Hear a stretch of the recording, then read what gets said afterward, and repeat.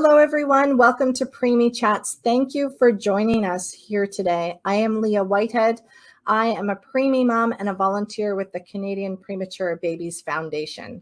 The Canadian Premature Babies Foundation is also known as CPBF, and it is a charitable organization. And its mission is to support and educate Canadian families of premature babies. This Preemie Chat series is just one of the many ways that they do that, and they share information with NICU families and healthcare professionals. Here, every Friday, we talk with medical professionals, researchers, and the experts, the parents who share their NICU experience and knowledge. And we want you to be part of the discussion too. So this is a pre-recorded session, but please, you can still reach out to us and leave comments or reach out to our guest today with any questions you have. Be sure that you check out CPBF's website. It is there on the screen, canadianpreemies.org, where you can find all kinds of resources and support. Parents are the most important people and intervention a baby can have in NICU, but we know that NICU itself can be very disorienting, especially when you first arrive. So on this website, you'll find resources like the new video series, Welcome to the NICU, that hopefully will make you feel like you know just a little bit more about the NICU and your invaluable role there. And right now, in the face of the fears and anxiety brought on by the COVID-19 pandemic, CPBF put together a parent care program, and they offer 4 therapy sessions for families currently in NICU or those who have been discharged up to 3 years. To apply for the parent care program and watch the videos, visit the CPBF website. Let's get to today's topic. And this one is pretty close to my heart because I actually was part of some of this research. Right from the time an extremely preterm baby is born, a lot of critical medical decisions are made that may have lifelong impacts on the child and their family. And some of these decisions are in the form of standardized NICU guidelines, while others are individualized medical decisions, and they're made at the bedside. The care that families are actively involved in are often limited to low-risk practices. And parents are generally seldom involved when it comes to making critical decisions that have significant benefits as well as potential harms. The balance of such benefits and harms are left exclusively to the medical teams as they require careful appraisal of research evidence. However, the very concept of evidence-based medicine is incomplete without incorporating family values and preferences. So in this session of Preemie Chats, we will get a sneak peek at how family values and preferences can be systematically incorporated into critical medical decisions in the NICU. And to discuss this, I'm very happy to be joined today by Dr. Souvik Mitra. Dr. Mitra is a neonatologist and associate professor of pediatrics at Dalhousie University and at IWK Health in Halifax, Nova Scotia. His primary research interests revolve around improving patient and family important clinical outcomes of extremely preterm babies with a patent ductus arteriosus, or as I know it, PDA. He is involved in many national research projects and is active on various national committees, and we're really excited to have you here today. Welcome, Souvik. Thank you, Leah, for that introduction, and delighted to be back on this platform to talk about something very, very close to my heart as well. That is making family-centered, evidence-based clinical decisions, especially focusing on incorporating family preferences in critical decision making. I have no conflicts of interest to disclose. So starting off with the obvious, what do we mean by patient and family-centered care? The Institute of Patient and Family-Centered Care has defined this process as one where we work with patients and families to co-create decisions and plans rather than just doing it to or for them. And over the past few years, this approach has been adopted all across, especially in this part of the world, in neonatal intensive care. But one limitation that we don't often talk about is the fact that this approach has largely been limited to care practices that are low risk, such as feeding practices, skin to skin care, and similar other practices when babies are relatively stable. But a lot of other decisions have been made well before a baby reaches to that point. And when it comes to those critical medical decisions, for some reason, this philosophy completely goes out of the window because a clinician or a resident or a nurse practitioner walks into the room and says that we will give this drug to your baby to protect your baby's brain, or we will give this drug to protect your baby's lungs, or we routinely start antibiotics here because it is our standard NICU policy based on evidence. And this has created this perception of evidence-based care where people feel that it is a group of doctors who come together, sit down, discuss the evidence, and then come up with this standard NICU policy. And once this policy is made, it is written in stone and there is no room for any deviation or individualization.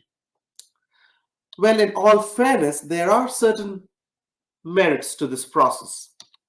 In this modern world where medicine is being increasingly delivered by complex healthcare teams, there is a risk of practice variation. And what standardization helps us to do is not only reduce the practice variation, but improve efficiency, which in turn improves patient safety and care quality, thus making healthcare more cost effective, and in the process, improve clinical outcomes that at least we as the healthcare providers think are important.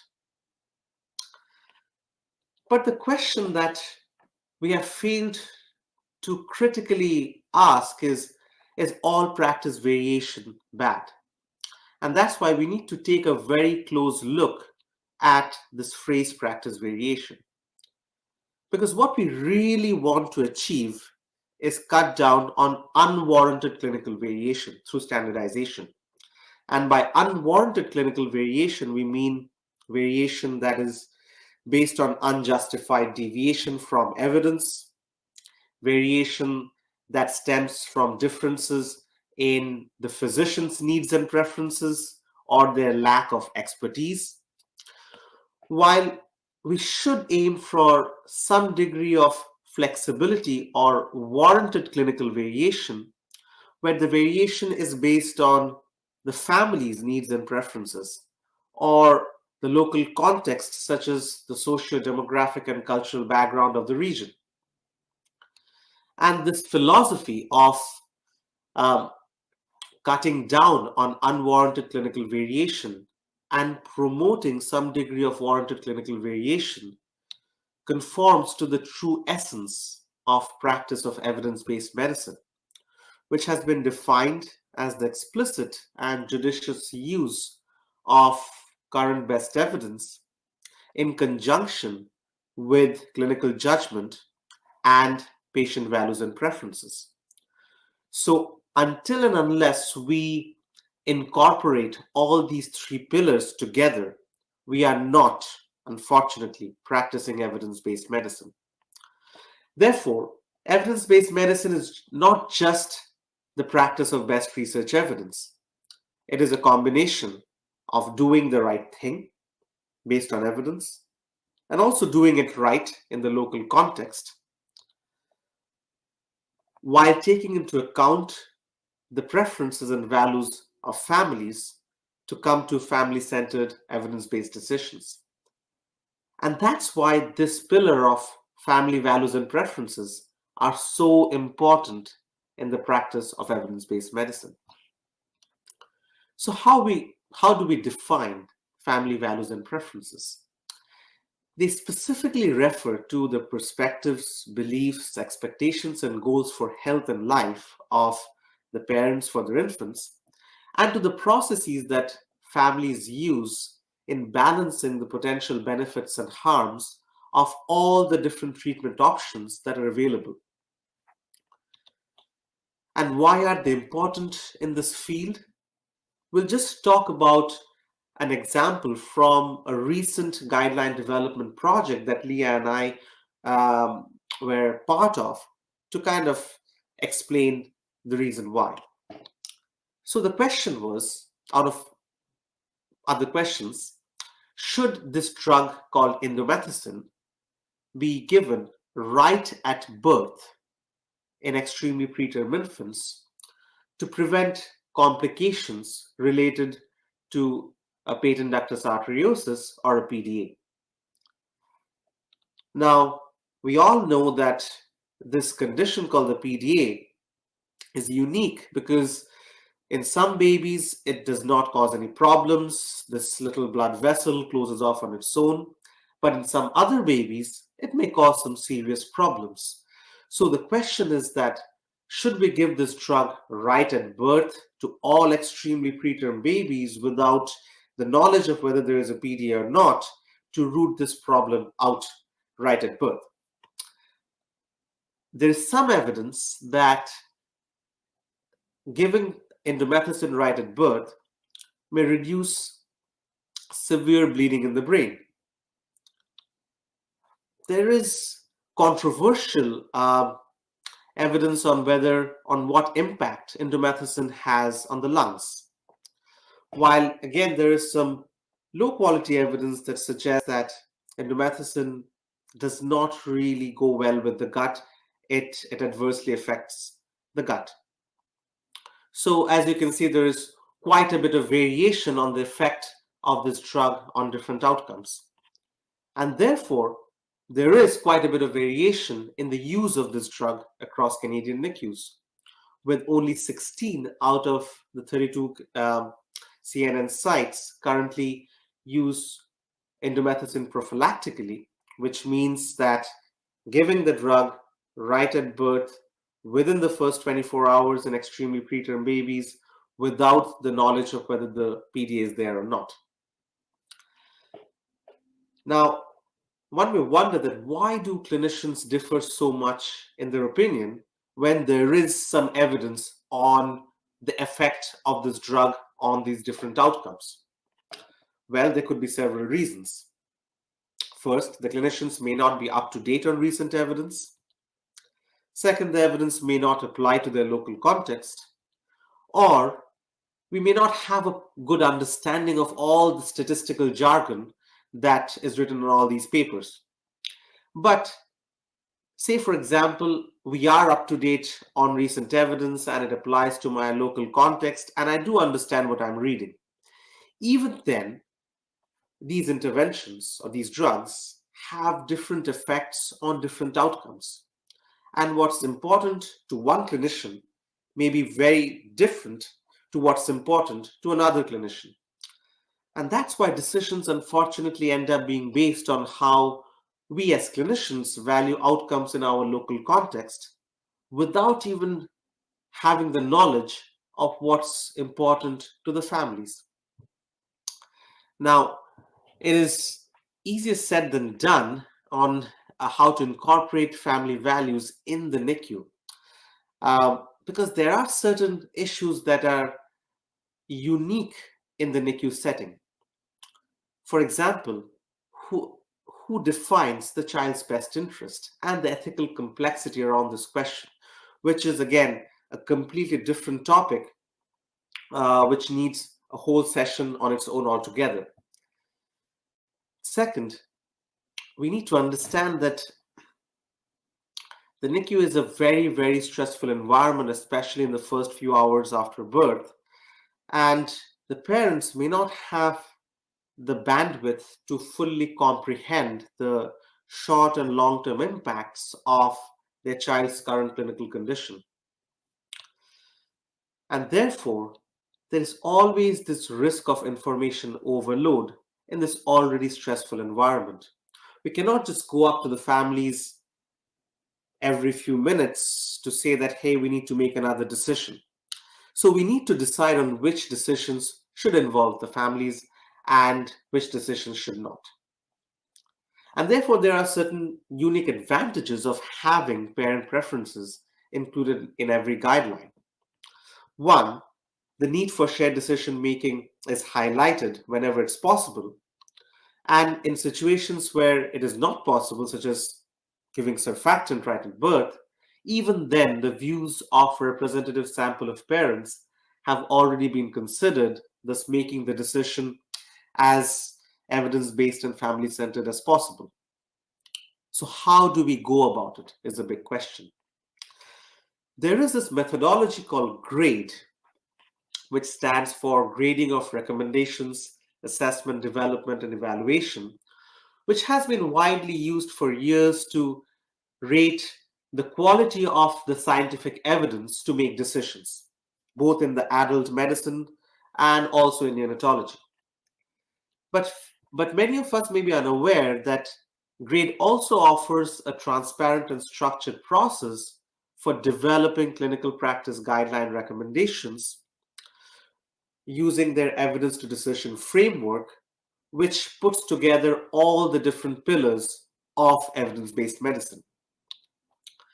So this evidence to decision framework consists of these criteria as listed in this table, and what the guideline panel has to do is provide their judgment on each of these criteria. And what that process enables us to do is not only consider the best available research evidence, but also helps us to combine that with family values and the local context, such as resources required, cost effectiveness, issues around equity, acceptability, and feasibility of the intervention, to come to the final strength and direction of the recommendation, which can be any one of four options: either a strong recommendation for or against an intervention where the benefits clearly outweigh the risks, and those are in perfect alignment with family values and also feasible and acceptable in the local context. But in a lot of situations, the recommendations are weak for or against intervention where the benefits or harms do not clearly outweigh each other, or there is a bit of variation in how families value different outcomes. So what the process of family involvement does is that it makes this entire process fair and transparent, and also makes sure that we have considered all important outcomes for decision making before we even put together the evidence and critically appraise the evidence. So coming back to our example of giving indomethacin right at birth in extremely preterm babies, what we did right at the outset was to create a guideline panel that not only included healthcare professionals from different backgrounds, but we ensured that a third of the panel were either parents of extremely preterm infants or adults who were themselves born extremely preterm. We then ensured that none of them had any financial or intellectual conflicts of interest that could affect their judgments. And then we did a preliminary survey of the panelists to find out what outcomes were really important, and that would guide our decision making. So once that exercise was done, we then went on to synthesize the evidence on the Cochrane neonatal platform, and we just published this paper earlier this year in April. And that was just the first part. Then we had to figure out what the parents felt about this evidence. So we then designed a cross-sectional semi-structured mixed method study where we enrolled not only adults born very preterm, but also families of very preterm infants from across Canada and the United Kingdom. And a big thank you to the Canadian Premature Babies Foundation for actively helping us recruit families in this process.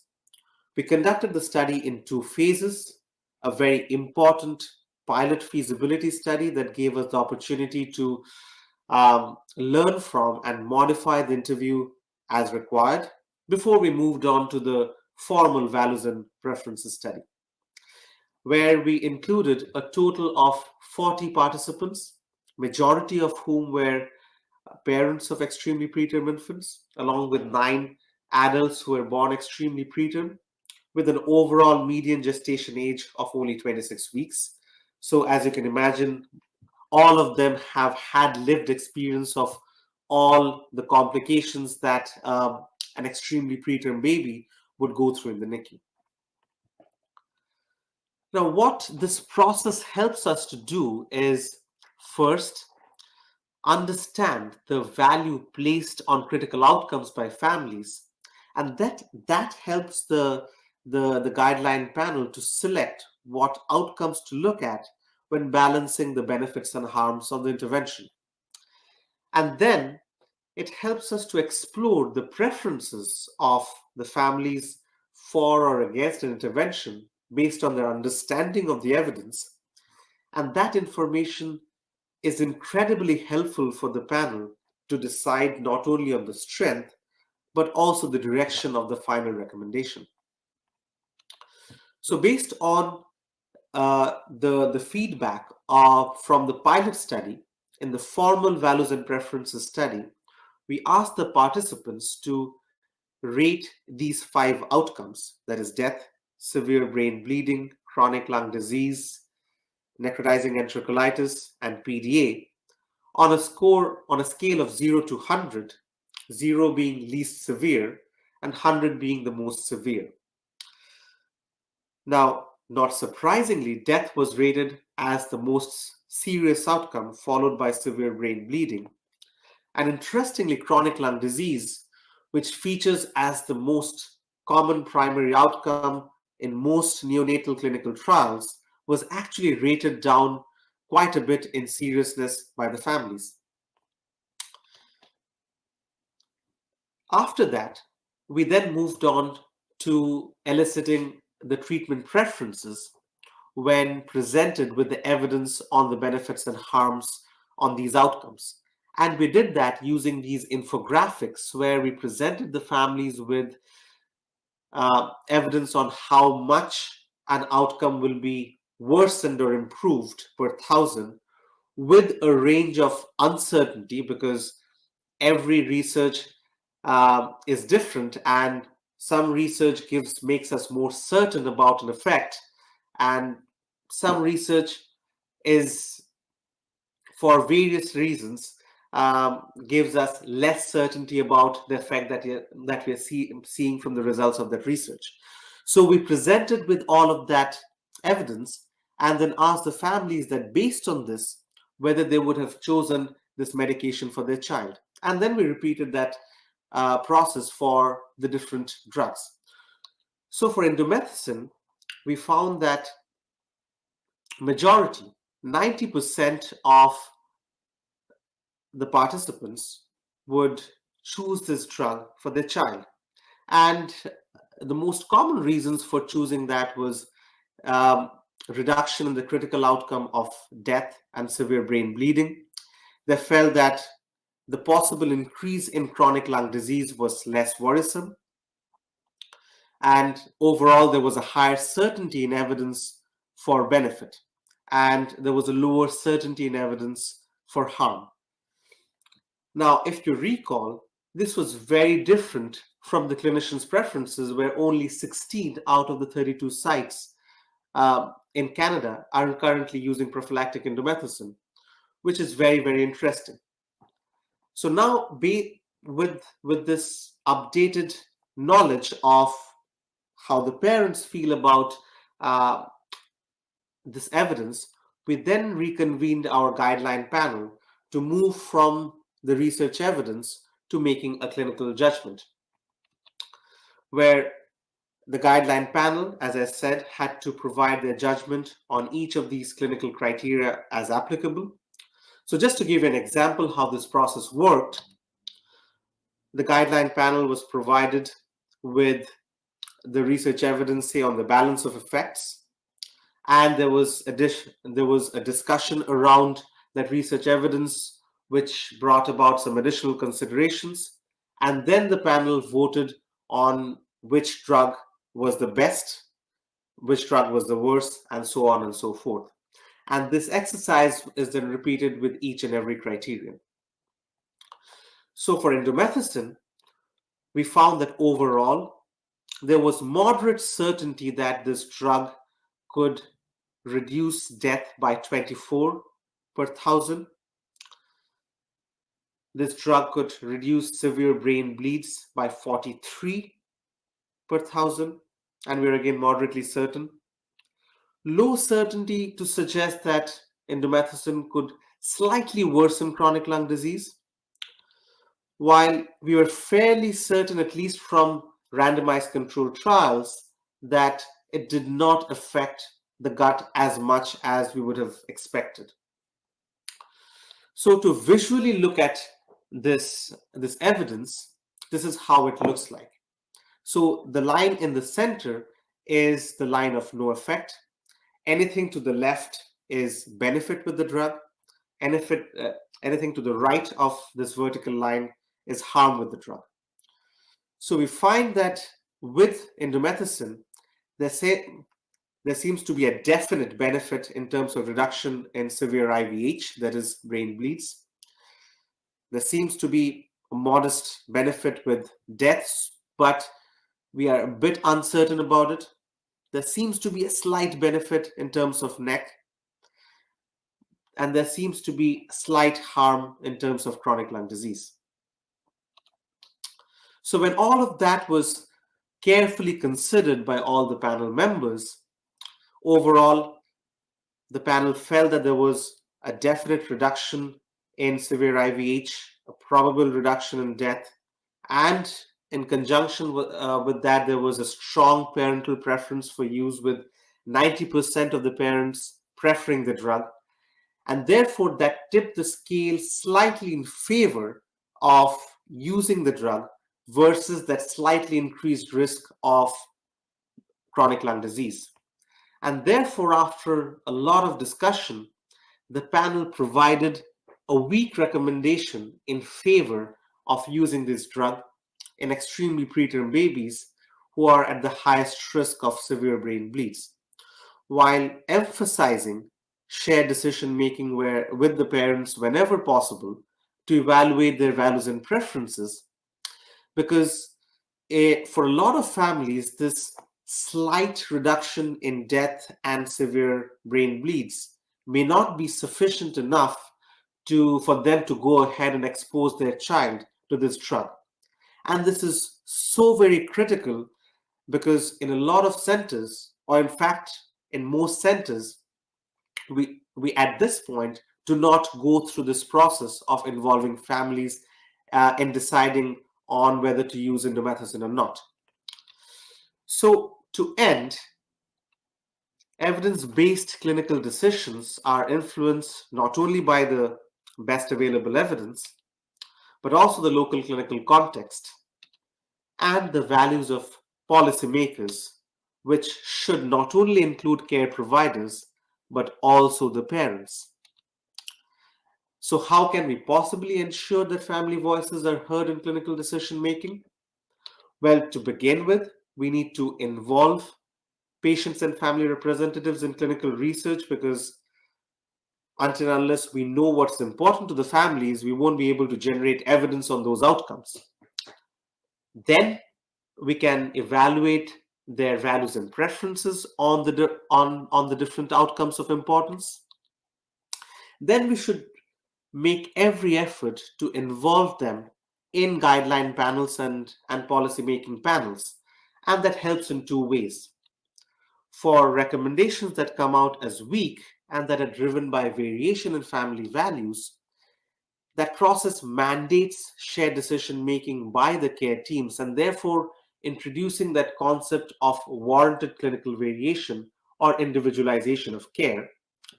While for decisions where there is a clear benefit or a clear harm from the evidence and there is minimal variation in family values, and also the family representatives in the panel all agree, then in those cases, you don't necessarily have to involve the families, and you can confidently go ahead and develop your NICU policy and standardize this as a guideline.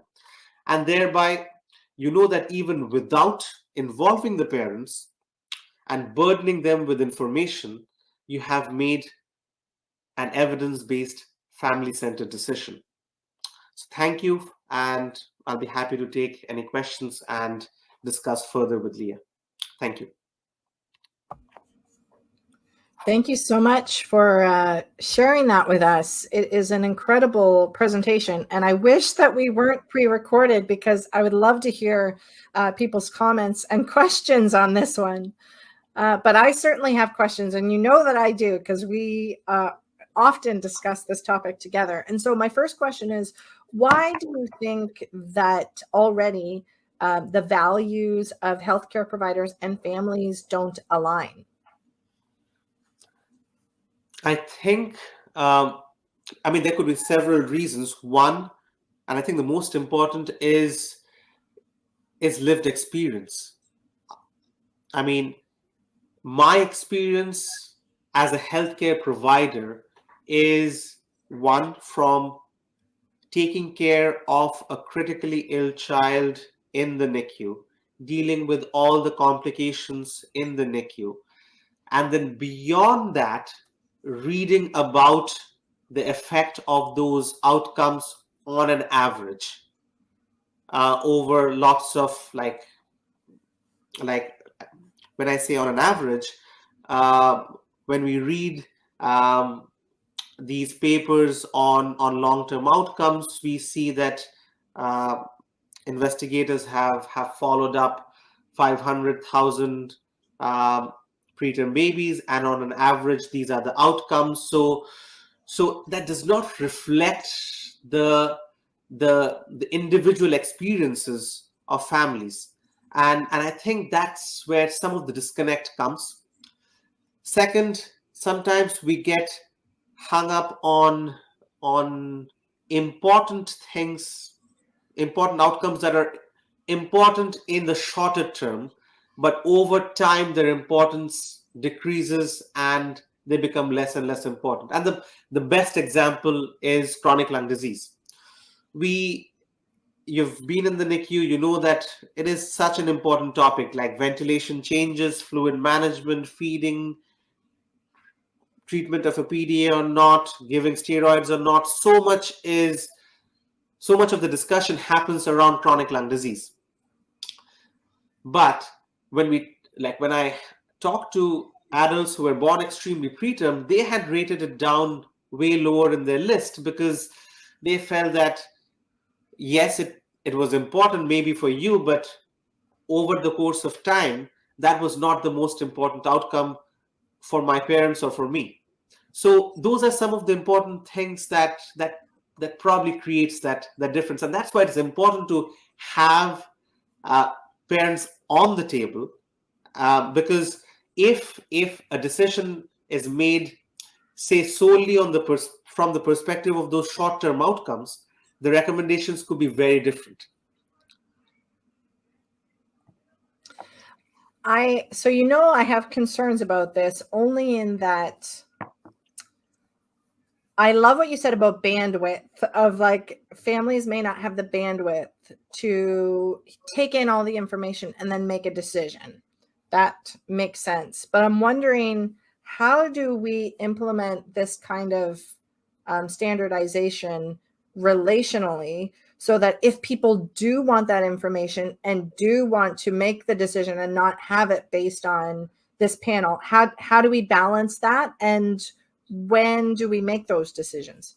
Yeah, that's a very good question. And that's probably the key issue that we need to work on over the next little bit. For me, I think what this process has taught me is that the least we can do is offer a discussion to the families.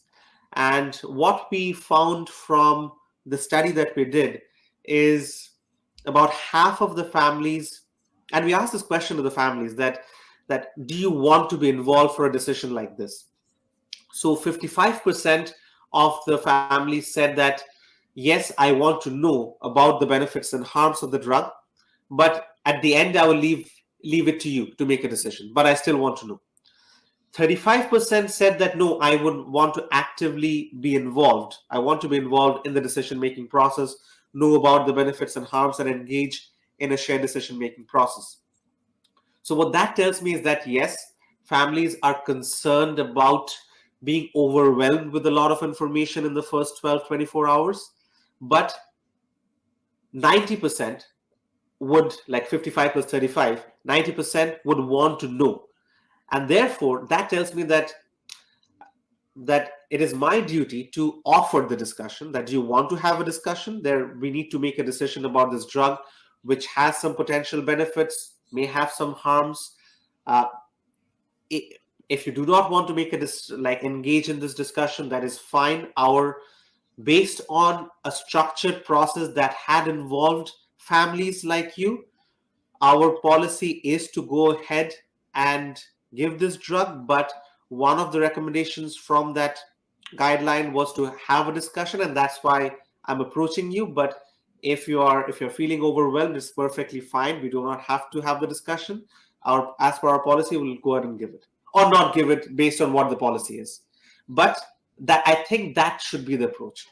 When we look to the future of this, because I love the whole idea behind involving families on the panel, will this be that similar process for every guideline?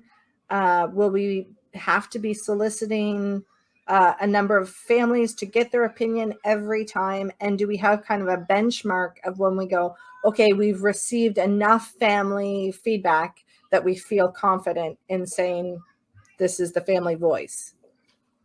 So to answer your first question, I think every decision, every guideline should have families involved. No question about it.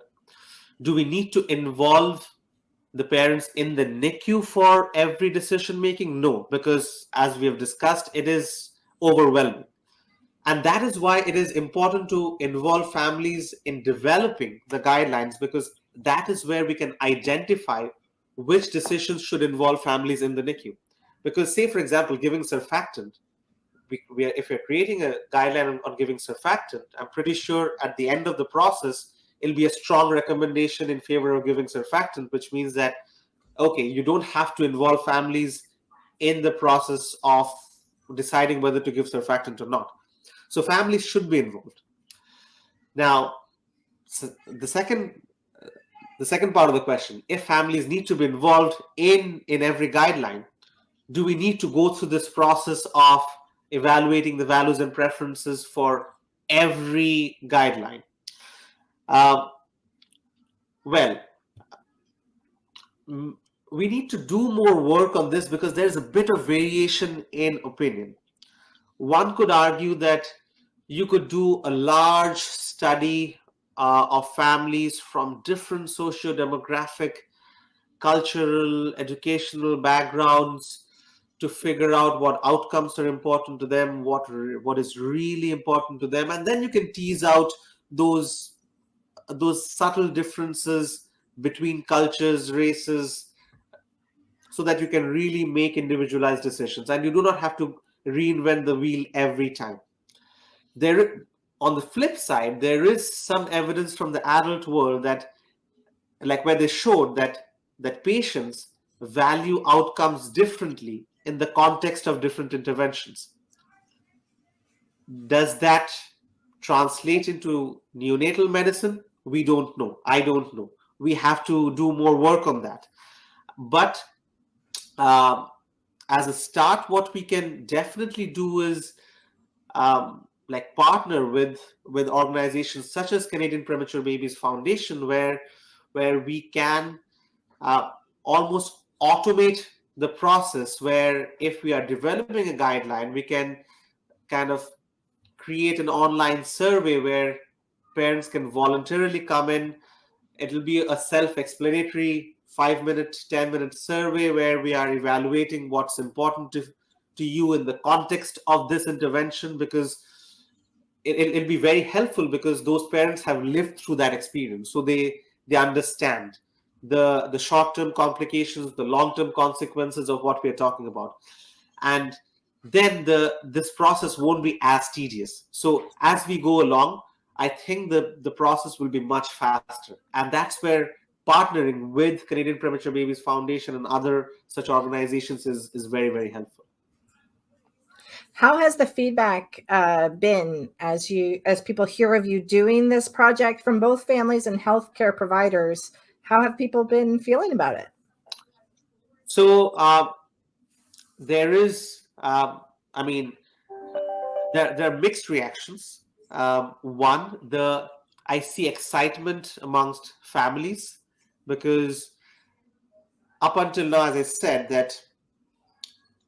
that families were involved. Like when we talk about critical decision making, families were involved in decisions around withholding or withdrawing care at the limits of viability. And then there's a huge gap. And then families are again involved when babies are relatively stable. And then we're talking about feeding, gavage versus other things, and skin to skin care and all of that. But a lot of things happen in between which have important impacts on the families, on the baby's health, where the families are not involved. And now families see that, yes, there is a structured process where I can be involved. So there is excitement. There is some concern, which we've already discussed, the concern around information overload. And that's why we need to do more work to kind of select which are the decisions where we should involve families. And even then, whether we should, when we've identified that these decisions should involve families, does that automatically mean that we dump the information on the families and drag them into a decision making when they're absolutely not ready? So the recommendation as of now is, or the consensus as of now is that, as I said, offer a discussion and engage them only when they're ready. If not, then go with whatever your guideline says, knowing that that guideline was made not only by a group of healthcare professionals, but also involved family representatives. Now, you had said that this was a topic that's close to your heart. So why is that? Why is this a topic that you're passionate about? Yeah, so again, it comes down to decision making for the benefit of patients and families. And this topic kind of goes right down to the core of that philosophy of what we are doing is for the benefit of patients and families. And that's why it is so close to my heart. And the second is that it is directly linked to the true meaning of practice of evidence-based medicine, because all of my work is around better use of evidence and evidence-based practice. And I see this huge disconnect and misunderstanding of the concept of evidence-based medicine, as I just discussed earlier in my presentation, because amongst us healthcare providers, there is this misconception that evidence-based medicine is just practicing or implementing the best research evidence, regardless of what the local situation is or what the family situation is. And it is not that black and white. It is a shade of gray, at least for most interventions, where you have to bring in the clinical context and the family values. And that has been the core teaching of evidence-based medicine. So this project brings this right back in our field, and that makes it so exciting for me. Well, thank you so much for joining me here today and for answering all of my questions and for your continued research in this area. I think it is amazing, and I am really excited to see where it goes and how this even starts discussions about what decisions should be shared, which I think should be all of them. So thank you for joining us here today. Do you have anything you want to add? No, I think I just wanted to again thank you for having me back on the platform, and I'm really looking forward to questions from families because, as I said, that I've seen a lot of excitement from the families I've interacted with during the course of this project. So I'm really looking forward to how we can go forward. What are the challenges that families uh, foresee, which I haven't thought about because, as I said, this is a very, very novel thing that we are working on. There will be challenges. There will be things that we'll have to modify and work on. So I'm really looking forward to feedback, questions, comments, so that we can work on and try and make this a success. Thank you so much. Thanks, Leah. And for everyone watching here today, thank you for joining us. The video of today's session and all the videos from this live series are available on the CPBF website. Again, that's CanadianPreemies.org. CPBF is a charitable organization that believes that through education and support, families will be empowered and ready to care for their baby. Visit their website and consider making a donation. Together, we can create a brighter future for all of our families. We will see you again. We will be here again next Friday at 1 p.m. Eastern Time with a special guest, author and preemie mom, Maureen Lim, and she's going to be talking about owning your story. Hope to see you there.